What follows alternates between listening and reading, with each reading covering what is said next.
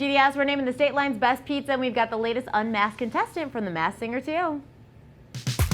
Oh, it's a good day, state line.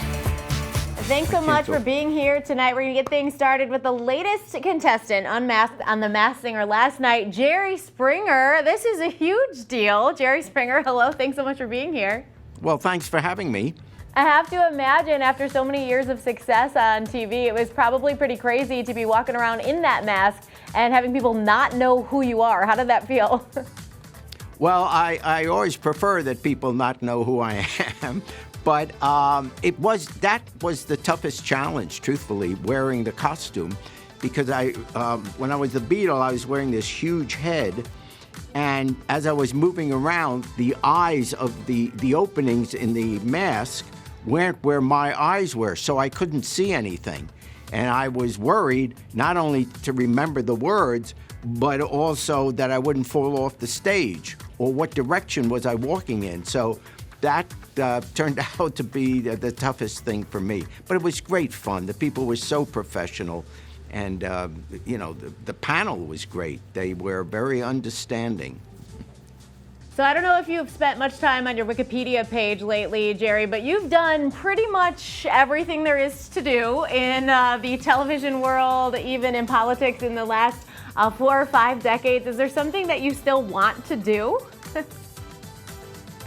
Well, I see more of my grandson.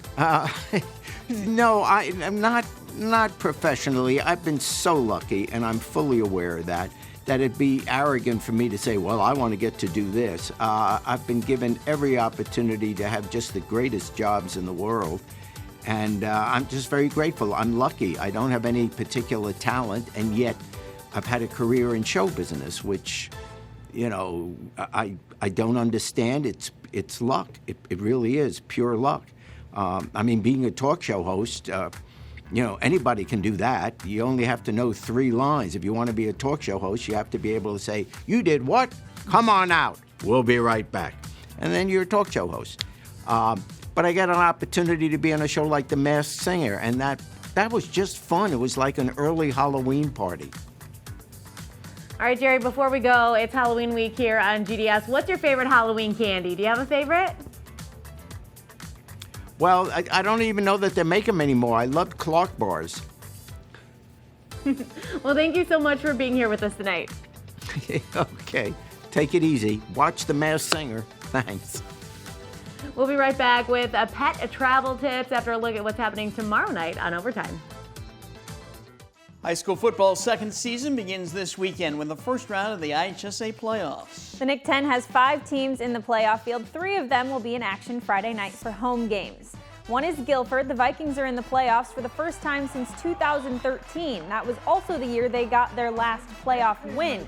The Vikings went 7-2 during the regular season, including a big win over Belvedere North last week. They look like they are ready. They'll be hosting Batavia Friday night. Belvedere North will host Grays Lake Central Friday night. This is a rematch of a first-round playoff game last year in Class 6A. Grays Lake Central won that game 27-22 on a controversial pass interference call near the end of the game.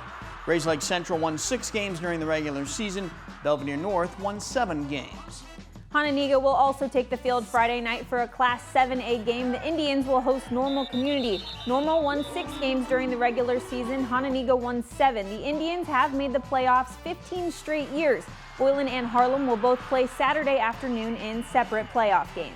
4 Big Northern Conference teams will play Friday night. Stillman Valley will host Roseville. Winnebago travels to Seneca. Byron will host Lyle, and Dixon will play at Rochelle. Also Friday night on Overtime, I'll bring you a story on a high school football statistician at Belvedere North who is unlike any other. She is Lois Ramone. We'll tell you how she got the job, why she got the job, and what it's like for her to be on the sideline on game nights.